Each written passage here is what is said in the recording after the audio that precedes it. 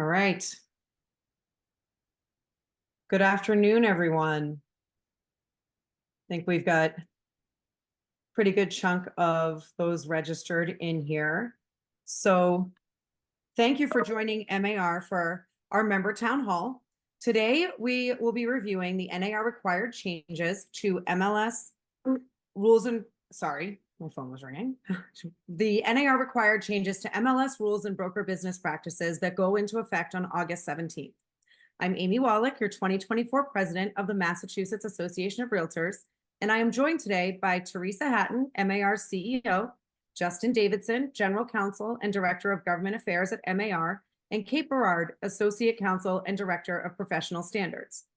Now, this session is being recorded and will be shared with all registrants and posted on the MAR website. So if you have questions during the presentation, please type them in the Q&A box and they will be addressed in the order in which they are received. Please understand that we had over 900 people registered for today's session. So in the event that we can't get to everybody's questions, they will be downloaded and the Q&A will be updated for all members. So please know that MAR is here to assist you, and MAR's legal hotline is available Monday through Friday from 9 a.m. to 4 p.m. So with that being said, I'm now going to turn this over to our CEO, Teresa Hatton. Wonderful. Thank you so much, Amy, and thank you for everybody for joining this afternoon. We are going to review the settlement terms and then tools and resources that are available to you to assist with these recent changes and soon to be implemented changes. So there were several legal cases brought about related to the cooperative compensation rule inside of multiple listing services. On March 15th of this year, the National Association of Realtors announced a proposal to settle the agreement that would end the litigation claims brought on behalf of home sellers related to broker compensation.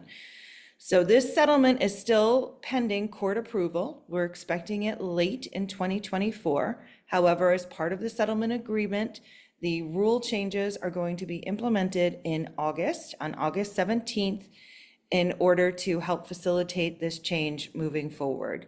So what are these terms? First, and most importantly, it's the release of liability. So realtors are protected from liability related to broker-to-broker compensation as part of this settlement. NAR did not offer or submit to any wrongdoing, but has agreed to change the MLS rules, which is why we're here today. So no laws have been changed. MLS rules are being changed as part of this settlement. So covered parties are all NAR active members on the effective date of the class notice, and those who opted into the settlement, if they made more than $2 billion in 2022, they had the option to opt into the settlement, and multiple listing services also had the option to opt into the settlement as well. So main takeaway: no offers of compensation can be placed into a multiple listing service as part of the settlement agreement. Also, written agreements for MLS participants representing buyers and acting on behalf of buyers are required. For those of you who are dual licensed in other states, this is a requirement in, for example, the state of Connecticut. So this is a practice that is out in the marketplace, in the industry. It's a newer practice for Massachusetts, though we've always had buyer agency agreements and always encourage our members to use them. You will need to start using them effective August 17th. As part of the settlement, NAR agreed to pay $418 million over a 4-year period, the largest of which will be later this year, and then there are 3 more installments following. NAR's membership dues for 2024 and 2025 are not changing because of this payment. So again, NAR continues to deny any wrongdoing. Multiple listing services and cooperation have been around for 50, 60, 70 years. We are going to continue to represent both buyers and sellers and do the best service that we can to our consumers across the Commonwealth. So those are the key settlement terms. So now what we're going to focus on are the tools that are available to you, updated forms. And I want to just remind everybody, these forms are a service, a member benefit of being a member of the Massachusetts Association of Realtors. Your brokers are responsible for your business practices and how you operate. So we have provided tools, but check with your broker to see any additional office policies or business practice rules that they are looking to implement as part of this settlement agreement. And with that, I'd like to turn it over to Justin Davidson. Thank you, Teresa. So thank you all for joining us today. As you can see here, we have some forms to go over. We're going to start with our transaction documents, our contract to purchase, usually referred to as our offer, our purchase and sale agreement, and then we're going to move into our exclusive representation agreements. We've made a lot of changes to the listing agreement, so we're going to spend some time on that. Also, the buyer agency agreement. And then finally, we're going to wrap up with 2 new disclosures that you can use for existing agreements that you have in place today that will continue to be in effect beyond the implementation date of August 17th. So that's our roadmap for our forms discussion. But before we get into that, I, of course, want to start with a big thank you to our forms committee. That is our member-driven committee that really spent a lot of time digging into our forms to guide us in our drafting, to really make these forms work as well for you as practitioners as possible. The 2 biggest guides that they gave us were to make these forms as transparent and clear and simple as we could. So I hope you notice that as you review the new forms. And just to let everyone know, we are focusing, and online you will see the base forms that we've updated. We have also provided all of our forms providers the additional versions of those forms. So we might have just a form with no dual or designated agency in it. We've also updated the dual and designated agency versions of the forms and sent those to the providers. The condo, purchase and sale, all of those, all the forms that needed to be updated have been sent to our forms providers. So keep an eye out for those. If they're not already available, they should be showing up any day now.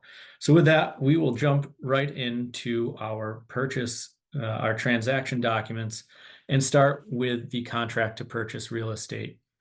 The big change that you'll see here is we've added paragraph 2, which is compensation to buyer broker. This is a way to allow a buyer who wants to request that the seller pay the buyer broker fee an opportunity to make that request through the offer. So we had originally released this as an addendum to the offer, but the forms committee reviewed that and thought moving forward, this is going to be cleaner to have it in the body of the offer. And I think really one of the biggest benefits here is that it's going to allow a seller to easily compare competing offers. So if you're the listing broker and you're sitting down with the seller saying, you know, we have these offers, here's how they came in, you'll see the offer purchase price and right below that, any request for the seller to compensate the buyer broker. Now, I do want to note that right in there, you see in parentheses that it can be deleted if waived. So all that means is that if a buyer is not going to request that the seller offer or the seller provide compensation through the transaction to the buyer broker, that this can be deleted. So it just becomes a term of the offer. And again, easily comparable between competing offers. Now, this is separate. It is different than any offer of compensation made from the listing broker to the buying broker. So just keep in mind that there are 2 different ways that compensation may be requested or paid. So keep that in mind as we move through our discussion. That was pretty easy on, I think, on the our offer, our contract to purchase, our offer form. And I think the standard purchase and sale agreement follows suit with that. Again, really trying to hit on simplicity and clarity. And what we've done here is broken out how a buyer broker's fee may be paid through the transaction. So you'll see there's a list with check boxes. It could be the listing broker providing compensation through a broker to broker offer of compensation, of course, off the MLS. It could be being provided by the seller through the contract to purchase. And of course, it could be from the buyer, subject to their buyer representation agreement that they have with their buyer broker. And it can be some combination of any of these three. So you'll check the box if there is compensation flowing from one of these parties and indicate how much it is for. And what we're doing here in the purchase and sale, right, we're pulling all the other agreements together into one. So the listing broker could be memorialized through our Form 311 that indicates that the listing broker and the buying broker have agreed for compensation. It pulls in a piece from the offer if the seller is providing compensation, and it pulls in a piece from the buyer representation agreement if the buyer is providing compensation. So those three are going to get totaled up into the final amount, which of course is not going to exceed what the buyer and the buyer broker have agreed to in their buyer representation agreement. The one other change that I want to note here is that we've removed a prohibition against the buyer broker receiving compensation from more than one source. And that's, again, of course, because we just talked about how the buyer broker could be paid by any of or a combination of the listing broker, seller, and buyer. That's the discussion on the transaction documents. As I said, those changes are carried through to the other versions of those forms. We just wanted to highlight the standard ones first. Now we're going to spend some more time on these forms as we get into the exclusive representation agreements, starting with the exclusive right to sell, our listing agreement here. You'll note right off the bat, we've included the required disclosures for all of our forms. I'll bring it up as it comes up throughout our discussion, but I just want you to know if the NAR settlement has required disclosures in it, those have been incorporated into our forms. So for the exclusive right to sell, we're going to talk about the updated style, the changes to the listing broker compensation, changes to obviously broker to broker offers of compensation, and then we'll address how you can use clauses for any unique or variable situations that either your broker wants to include or need to be included for you. So as I said, we've changed the style. Previously, we'd broken out the duties and representations for the listing broker and the seller. Now they've been brought together, and this was done for a couple of reasons. Number one, because it reads more, it's easier to understand for a consumer to see how the parties are going to interact throughout the agreement. Also, I think visually we had an imbalance between the duties that were owed between the parties. So this helps to bring that together, make it, as I said, easier to understand. And then it is easier, you can use this as a guide as you're working with a potential seller to walk through the scope of your representation, what you are going to provide, and again, what the expectations are from the seller. So that's the first change. It's just a different approach to it. Again, our hope is that that is easier to explain to a consumer. And here you'll see in paragraph 4, we've called out the required disclosure. It is in bold letters. I'd recommend that you highlight that for your sellers so that they understand that commissions are not set by law or any MLS or any other entity. They are negotiable. And then we're going to get right into the listing broker's fee. This is different. So let's focus on how it's different. And the first part is that on this new form, the listing broker's fee is just that. It is the fee for listing services. It does not include any offer of compensation that would be made to a buyer broker. So this is just what you as a listing broker will be charging to a seller for the listing services that you provide as solely as the representative of the seller.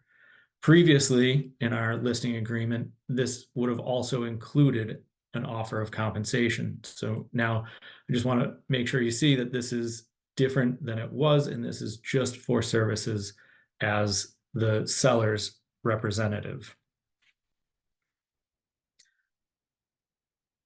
Paragraph 5 is the other big change with the buyer broker's fee. And this has become a two-step process now. You're going to first talk to your seller and ask them if they want you as the listing broker to make an offer of compensation to other brokers. Again, this offer of compensation is going to be off the MLS. It could be on your listings on your website. You could share it through an email, but it is not going to be in any aggregated form or on any MLS. If the seller agrees and authorizes you as the listing broker to offer that buyer broker a compensation, you're going to move over to our new addendum. And that's where you're going to discuss how that will work with the seller and how you will offer that to buyer brokers who bring you a ready, willing, and able buyer. Now, if the seller does not want you to offer compensation to buyer brokers, you're going to check no. And the beauty of this, by moving it to an addendum, is that now the listing agreement is not encumbered with an additional page of information that isn't pertinent to this seller. So you're only going to go to that addendum if the seller wants to offer if the seller wants you as the listing broker to offer compensation. Again, this is another big change. So take some time to review the document and see how this will work. Make sure you're comfortable explaining that to your sellers. So here we've pulled up the authorization to offer buyer broker compensation addendum. This is where you're going to move over. The seller has said, yes, I want you as the listing broker to make that offer of compensation. Now it's clear that this offer of compensation that you are going to make is in addition to what you as the listing broker are being paid for your services under paragraph 4. It still has the option for a percentage based on the net or gross, or it could be a flat fee. It's whatever is in the best interest of your seller. So make sure you take time to review these options with them. And then it's going to total up the amount that will be potentially paid by the seller. So it's going to take the amount from paragraph 4, which is the listing service fee, plus any amount entered in here, and provide the seller a total, right? The lawsuits that started this were all about sellers not understanding what fees they were being charged and who they were being paid to.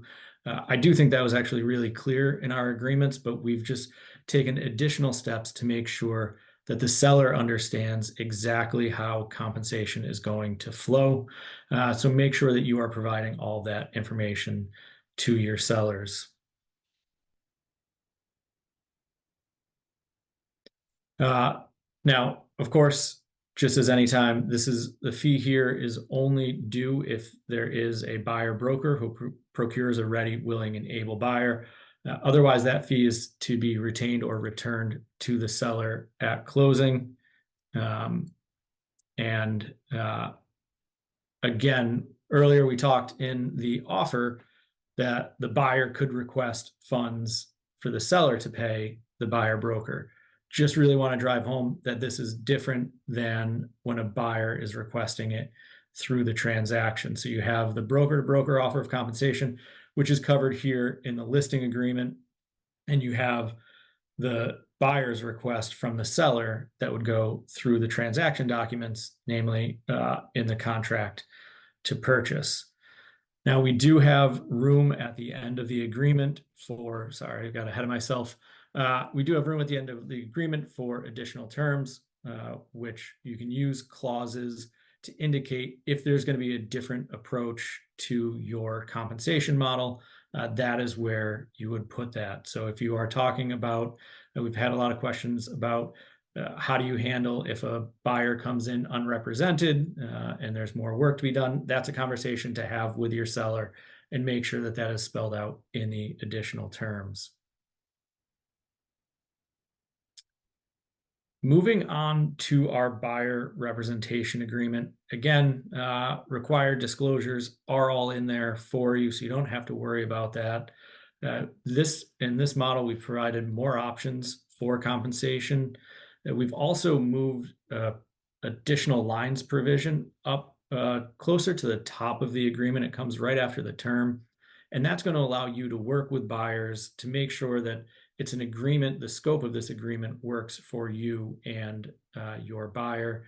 And again, of course, simplify the language where possible. These are legal documents, so there is a lot of legal artful language that we needed to include in there, but where possible, we've reduced that where we can. So as I said, under the term of agency, we have an additional provisions. You can use this to limit the agreement if that is what you want to do, to say a city or town.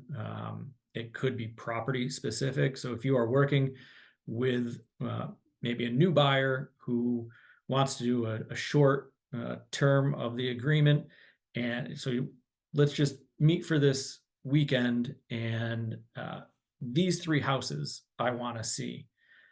You could limit this agreement to just those 3 properties. And again, if the buyer moves forward with any of those properties, you are now protected because you have this agreement in place.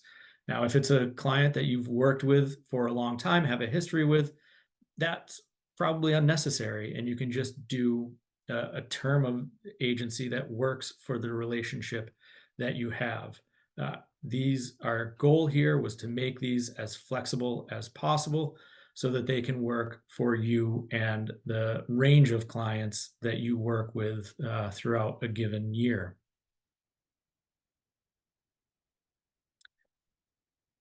You'll see now in paragraph 4, we're going to talk about the broker's compensation. So this is what you as the buyer broker, this is where your compensation comes in. And I think this is well designed because you've gone through, again, using this form as a guide with your buyer clients. Walk through all of the services that you're going to provide before you start talking about your compensation so that the buyer understands what it is that you're bringing to the table. And again, we've brought some flexibility here. Starts off with a service fee, and that can be applied or not applied to any commission that you may select under paragraph C. There's an hourly fee if that is how your business model works. And then finally, paragraph C is similar to what was referred to as the success fee in our previous agreement. And this is a commission-based where you are paid if you are successful under the terms of this agreement. So you'll see above the service fee, non-refundable, and it's paid up front because there's work that's going to be done. And these are just different ways to approach compensation with your buyers. The key to all of this is explaining your value as a buyer agent. Once you are comfortable doing that, this paragraph is a lot easier to work through. So it's going to come down to the scope of the services between you and your client and each individual transaction. We're going to wrap up now with the at least the forms portion of this. I'm sure we have a lot of questions. I know Teresa has some frequently asked questions that we've received that she's going to go over. But we do have 2 new short forms. You'll see they're less than a page each. The first one is a disclosure for an existing right to sell. And what this does is it just brings in the required disclosures from the NAR settlement into your existing agreements to make sure that existing agreements today maintain compliance after the August 17th implementation date.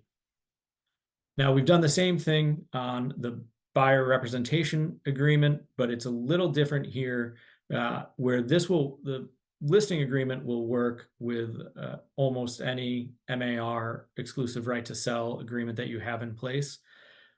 For buyer representation agreements, you'll see that this has the disclosures, but one of the requirements from the NAR settlement is that in the written buyer representation agreement, you have to have ascertainable fixed compensation. So it can't be a nebulous amount. It can't be as per the MLS. So if your compensation model and your existing exclusive buyer representation agreement does not have a way for the buyer to understand how much that you will be paid through the transaction, our recommendation here would be to go back and execute a new agreement with that fixed ascertainable compensation in it to comply with NAR's settlement and make sure you are protected and reduce your liability moving forward. So I hope you found that helpful. As Teresa mentioned earlier, our hotline is open to all members, 1-800-370-5342, or drop us an email and we will do our best to respond to all of the questions we get. And Teresa, I'm gonna turn Thank you. Yep, thank you, Justin. And I want to thank Kate, who has been helping to monitor the Q&A and get your questions answered. These are some of the more frequently asked questions that we wanted to highlight for you. What are the potential risks? And if you use a multiple listing service that did not opt into this settlement and perhaps has other rules, you are potentially, if you don't follow the settlement rules, putting your brokerage and yourself subject to future litigation related to compensation. So please talk to your brokers about that, because your brokers are going to be the ones that need to determine their risk on potential litigation. There are lots of class action attorneys out there who are looking at this issue and looking to benefit financially from those who aren't covered in the settlement. Please make sure that you talk to your brokers and you do actions that protect the viability of your brokerage. Do I still need to use a buyer representation agreement if the MLS I'm using does not require them? Yes. If you are a realtor and you are seeking protection from future litigation, yes, you will need to use and comply with all of the settlement rules, which includes using buyer agency agreements. Can I list offers of compensation on a third-party website that is not a multiple listing service? No. Let's all not try to be cute and come up with fun other databases and ways in which to get around the settlement. The settlement was negotiated so that you could continue to practice business and not worry about uncertainty on several other pieces of litigation and court filings that would happen. So please comply with the settlement. The only place you can advertise compensation is on the individual broker's website for those brokers' listings only. And that is a broker decision. Again, all of this will be office policy, broker decision about how to implement. I cannot stress enough to talk to your brokers about this. What if I am a participant in an, we already did this one. Oh no, what if I'm a participant in an MLS that allows seller compensation? Again, NAR suggests that you stay away from all compensation fields in the multiple listing service. Use your contracts and your offers to negotiate that. Do I still need to use an agency disclosure form if I also have a buyer agency agreement? Yes, Massachusetts law requires it, so please be sure that you're complying with both the settlement and Massachusetts law. What is a seller offer of compensation? This is a negotiable term of a transaction, just like anything else. Essentially, it's just that sellers can advertise their willingness to assist in the buyer agent being compensated. But because the seller's offer of compensation is negotiable, it needs to be memorialized in a contract to purchase. Okay, so this is new and a change. As a broker, can I still make an offer of compensation to buyer brokers? Yes, offers of compensation can decrease costs for home buyers and help secure the services of a buyer agent. So these cannot be communicated via an MLS, but there is no law that was changed. There is nothing that has changed with the exception of saying that you cannot use a multiple listing service to communicate that offer. And a little bit of background on that. The rationale is that an argument was made that putting a listing in a multiple listing service almost looked like everybody was price fixing. It's market rate. It costs a certain amount to advertise a property, et cetera, and you all work that out with your broker on what your rates are. Their hope is that with this settlement, as you take the time to continue to explain to your clients, both sellers and buyers, what services you're providing and what your fees will be, they're hoping that it's not sort of everybody gets around the same rate, but everybody negotiates to their particular situation of their particular circumstances and what they're looking for. So it's making the market a little less efficient, but hopefully a little more educated to the business practices and the laws that we've been following all along. I do want to, there's one question that is coming up a lot in the chat, and I'm sure Kate has answered it. Open houses. If you are working an open house, more than likely, you are working the open house for a listing that belongs to your brokerage. Listings belong to the brokerages, not individual agents. So if you are representing your brokerage at an open house, you are representing the seller of that listing. So you have a duty to represent that seller, to provide access to information about the property. You are not necessarily representing an unrepresented individual. You are representing the seller in that case. So you don't have to sign a buyer agency agreement for every single person that walks into an open house if you are there representing your brokerage's listing. If it crosses over and you start representing an individual that might want to make an offer, et cetera, yes, you will need to have the suitable disclosures, conversations, and discussions and sign a buyer agency agreement if you're looking to represent that buyer. And with that, Justin, is there anything else from the chat that's popped up while I'm speaking that you wanted to address? There's a few questions on commercial sales. We have updated our commercial forms, but the MLS rules, a question here, apply to homes up 1 to 4 units. So anything over that is commercial, this doesn't apply to.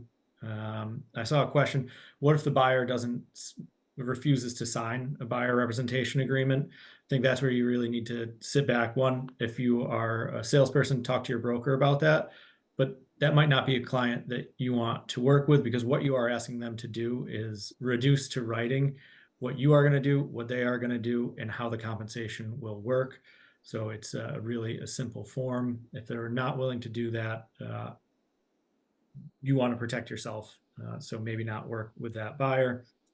And I think the other ones have been covered, the ones that I've seen come up a few times, but we will do our best to pull these down and add them to our FAQ, which is on our website.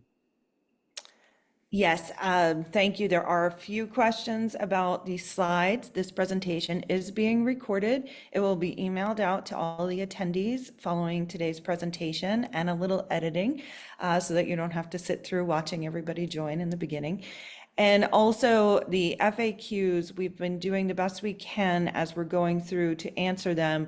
Please, this first link up here on resources, marealtor.com/settlement. There's also a link directly from the home page to this page. We've put up FAQs there. We will take these if they haven't been answered yet already in an FAQ, and we'll add them to that as well so that you have it available. It'll also be available later this week in a PDF version. So if you have questions and you want to bring it to a sales meeting or to your broker, or if you are a broker and want to use it, please do. Again, I'm just going to repeat the legal hotline access. This is a change, and we all know that change is not easy. We are doing the best we can, and we are here for you. So please arm yourself with the information, and please be aware that others may not, that you're transacting with may not be as knowledgeable as you are. So please, as you're going through the next transition, don't assume that everybody knows what's going on. We're all going to have a little bit of grace and patience with each other as we evolve and the brokers figure out how they want to manage the risk and the changes for their organizations. So we are all here for you at MAR. And Teresa, one other question that's come up a few times is just in terms of where the forms are available, which the forms are, yes, they are in like the read-only format for you to review on the website, but then the forms themselves are made available through the forms providers, depending on what platform your company uses or through Remind, correct? correct. Everybody has access to Remind for the digital forms, all forms, not just the new ones. And then also we license them to pretty much, I think, every electronic forms provider out there. So Zip Forms, Form Simplicity, Loop, they've all gotten copies of them. Some of the vendors, you have to keep in mind, there are thousands of organizations across the country who are changing their forms in light of the settlement agreement. Some form providers, the forms are already available, and some of them will be rolled out hopefully this week, if not a little bit later, but definitely before August 17th. We're at the mercy of those vendors who are trying their hardest to update forms for everyone across the country. And then the only other thing that I just wanted to just mention again is there have been questions about agency, and the lawsuit and these changes do not change your requirement to present the mandatory agency form as per our licensing law.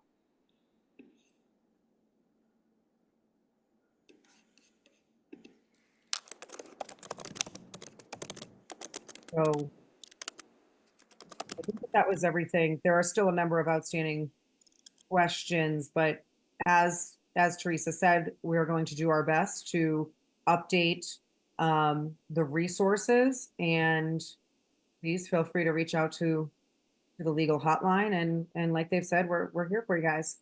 Absolutely. And if anybody is a broker on this call today, please know that we're available to come and meet virtually, or on the rare chance in person works out between all of our other requests. We're happy to come and meet with you and your colleagues and talk through these changes. And if anybody comes up with a question or different thought, please feel free to email hotline@marealtor.com as well, and we'll keep updating the Q&A for you.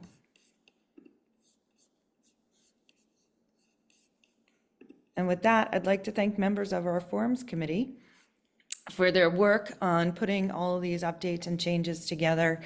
And I'd like to thank our Realtor leadership for entering into this settlement so that you can go out and practice business and not worry so much about litigation around every corner.